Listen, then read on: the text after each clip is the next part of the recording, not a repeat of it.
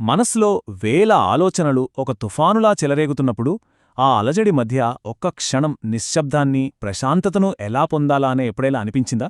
అలలు లేని సముద్రంలాంటి శాంతిని కేవలం తలచుకోవడం ద్వారానే మన చిత్తంలో నింపుకోవచ్చని తెలిస్తే ఎలా ఉంటుంది? నియో ఏన్షెంట్ విజ్డమ్ తెలుగుకు ప్రేమపూర్వక స్వాగతం. పతంజలి మహర్షి మనకందించిన 195 యోగ సూత్రాల మహాసముద్రంలో మనం చేస్తున్న ఈ పవిత్ర ప్రయాణంలో ఇది 37వ అమూల్యమైన ముత్యం. మొదటి భాగం అశాంతితో ఉన్న మనస్సుకై ఒక ప్రశ్న. మనందరిలో ఉండే ఆ శాంతి అన్వేషణ మూలాన్ని అర్థం చేసుకుంటూ ఈ ప్రయాణాన్ని మొదలుపెడదాం. ఈ ప్రదేశంలో ఈ సమయంలో మనం సురక్షితంగా ఉన్నాం. ఒక సున్నితమైన శ్వాస తీసుకుందాం. మన ఈ యోగ ప్రయాణంలో చిత్తాన్ని నిశ్చలంగా చేయడానికి ఇప్పటిదాకా ఎన్నో మార్గాలను చూశాం. వాటిలో కొన్ని కొంచెం కఠినంగా అనిపించుండొచ్చు కదా. కాని ఈరోజు పతంజలి మహర్షి మన చేతిని ఆప్యాయంగా పట్టుకుని ఒక అత్యంత సుందరమైన సున్నితమైన మార్గాన్ని మనకు చూపించబోతున్నారు. ఈరోజు మనం తెలుసుకోబోయే సూత్రం ఒక లోతైన రహస్యాన్ని మనకు అందిస్తోంది. మన మనసు అది దేనినైతే చూస్తుందో దాని గుణాన్ని ప్రతిబింబించే ఒక స్వచ్ఛమైన అద్దంలా మారగలదు. అచంచలమైన ప్రశాంతతను ఎలా పొందాలో ఈరోజు నేర్చుకుందాం. రెండవ భాగం సూత్రం యొక్క పవిత్ర పదాలు. ఇప్పుడు ఆ మహర్షి అందించిన దివ్యమైన మాటల్లోకి మనస్సును లగ్నం చేద్దాం. ఆ ప్రాచీన జ్ఞానాన్ని మన హృదయంలోకి స్వీకరించడానికి సిద్ధమవుదాం. ఈ సూత్రాన్ని శ్రద్ధగా మనసు పెట్టి విందాం. ఈ దివ్యమైన శబ్దాన్ని మనలోకి ప్రవహించనిద్దాం. చాలా నెమ్మదిగా స్పష్టంగా ప్రతి అక్షరం యొక్క ప్రకంపనను అనుభవిస్తూ వీత రాగ విషయం వా చిత్తం. మొదటి పదం వీతరాగ.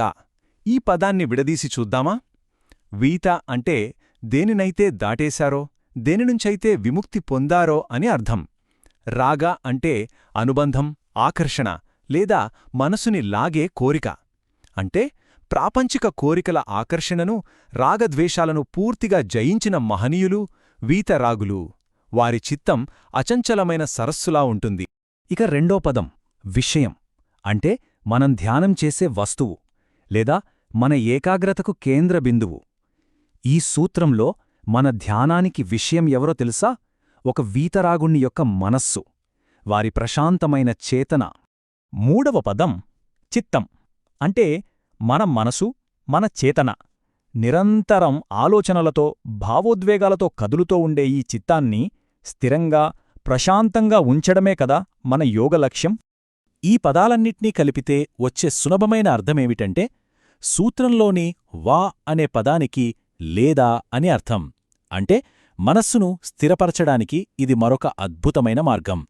కోరికలు అనుబంధాలు లేని ఒక వీతరాగుని యొక్క చిత్తాన్ని మన ధ్యాన విషయంగా చేసుకున్నప్పుడు మన చిత్తం కూడా నెమ్మదిగా వారి చిత్తం యొక్క గుణాన్ని పొంది స్థిరత్వాన్ని అందుకుంటుంది.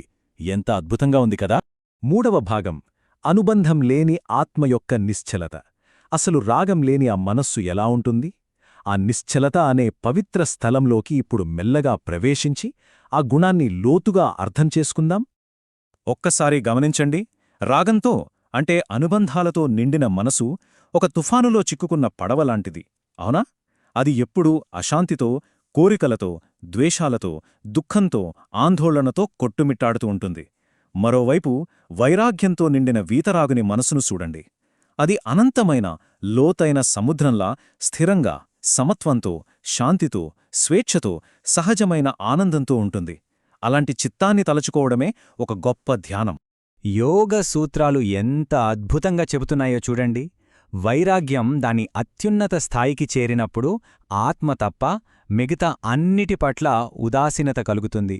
ఇది నిర్లక్ష్యం కాదు సుమా, ఇది స్వేచ్ఛ, మన నిజస్వరూపమైన ఆత్మను తెలుసుకునే మార్గం. ఈ మాటలు మన హృదయాన్ని తాకుతుంటే ఈ భావనలో ఒక్క క్షణం ఉందాం. ఈ ప్రశాంతతను పూర్తిగా మనలోకి ఇంకనిద్దాం. ఈ ప్రయాణం చివరిలో ఒక ప్రేమపూర్వక ఆశీర్వాదం కూడా ఉంది. మనతోనే ఉందాం. నాలుగవ భాగం బురద అంటని తామర. ఈ అనుబంధ రాహిత్యం అనే ఉన్నతమైన సూత్రాన్ని ఇంకా లోతుగా, సులభంగా ఎలా అర్థం చేసుకోవాలి? ప్రకృతిలోనే ఉన్న ఒక అందమైన ఉదాహరణ తామర పువ్వు కథ ద్వారా తెలుసుకుందాం. తామర పువ్వు బురదలోనే పొడుతుంది, నీటిలోనే పెరుగుతుంది. ప్రపంచంలోనే అన్ని మలినాల మధ్యే ఉంటుంది. అయినా కాని ఒక్క చుక్క బురదగాని నీరుగాని దానికంటుకోదు. అది ఎప్పుడూ స్వచ్ఛంగా నిర్మలంగా తన సౌందర్యాన్ని తాను కాపాడుకుంటూ వికసిస్తూ ఉంటుంది. ఒక వీతరాగుని మనస్సు కూడా అచ్చం అలాంటిదే. వారీ ప్రపంచంలోనే జీవిస్తారు, అందరితోనూ ఉంటారు. కాని ప్రపంచంలోని ఏ కల్మషమూ ఏ అనుబంధమూ వారినంటదు. వారి శాంతి ఎక్కడినుంచో వచ్చింది కాదు, అది వారి సొంతం, వారి సహజ స్వరూపం. 5వ భాగం శాంతి కోసం ఒక సులభమైన సాధన. ఇప్పుడు ఈ జ్ఞానాన్ని మన దైనందిన జీవితంలో అనుభవించడానికి ఒక సులభమైన అందమైన సాధనను తెలుసుకుందాం. ఇది ఒక పనిలా కాదు, శాంతిని అనుభవించడానికి ఒక ప్రేమపూర్వకమైన ఆహ్వానం. అత్యంత నెమ్మదిగా సున్నితంగా మనకు సౌకర్యంగా ఉన్నచోట కూర్చుని మెల్లగా కళ్ళు మూసుకుందాం. ఒక సున్నితమైన లోతైన శ్వాస తీసుకుందాం. శ్వాస లోపలికి వెళ్తున్నప్పుడు శాంతిని, బయటకు వస్తున్నప్పుడు అశాంతిని వదిలేస్తున్నట్టుగా భావిద్దాం. ఇప్పుడు శాంతికి ప్రతిరూపంగా మనం భావించే ఒక మహనీయుడిని మనస్సులోకి తీసుకువద్దాం. వారొక సాధువు కావచ్చు, ఒక గురువు కావచ్చు, లేదా మనకు ఇష్టమైన దైవం కావచ్చు. వారి ప్రశాంతమైన, కరుణామయమైన, ప్రేమపూర్వకమైన ఉనికిని మన హృదయంలో అనుభూతి చెందుదాం. వారి ముఖంలోని ప్రశాంతతను చూద్దాం. వారి కళ్లలోని కరుణను గమనిద్దాం. మన మనస్సును ఆ భావనలో పూర్తిగా విశ్రమించనిద్దాం. ఈ క్షణంలో మన ఆలోచనలు కూడా ఆ శాంతిలో కరిగిపోతున్నాయి. గుర్తుంచుకుందాం, ఆ శాంతి యొక్క గుణం, ఆ స్వచ్ఛత మనలోనే ఉంది. మన తదుపరి పవిత్ర కలయికలో, మన నిద్రలో, స్వప్నాలలో దాగి ఉన్న జ్ఞానాన్ని ఎలా ఉపయోగించుకోవాలో పతంజలి మహర్షి చెప్పిన ఒక అద్భుతమైన సూత్రాన్ని అన్వేషిద్దాం.